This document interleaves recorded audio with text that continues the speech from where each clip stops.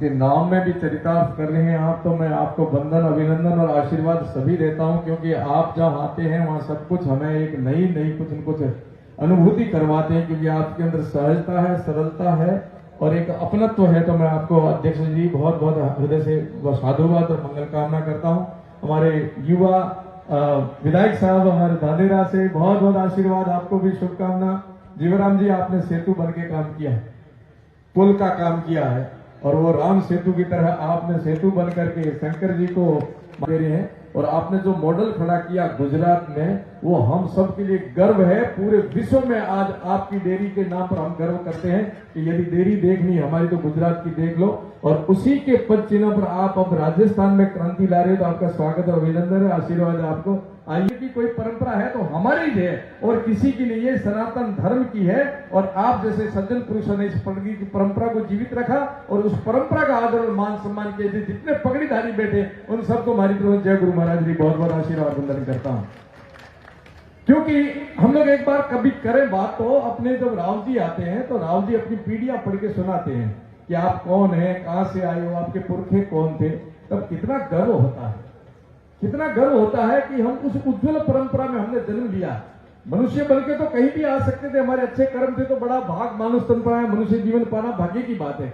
पाकिस्तान के लोग भी भाग्यशाली है, अमेरिका के लोग भी जहाँ राजा राम जी महाराज ने जन्म लिया, जहाँ तेजा जी ने जन्म लिया, पापू जी ने जन्म लिया, गोगा जी ने लिया, किन किन देवता का नाम लूं मैं। ऐसे दिव्य आत्माओं ने अपनी इस वंश परंपरा में जन्म लिया, कई सतियों ने जन्म लिया। उनके उत्तराधिकारी कौन है? हम सब लोग हमारे पुरखों के उत्तराधिकारी हैं। तो उत्तरदायित्व किसका बनता है? उत्तरदायित्व हमारा बनता है।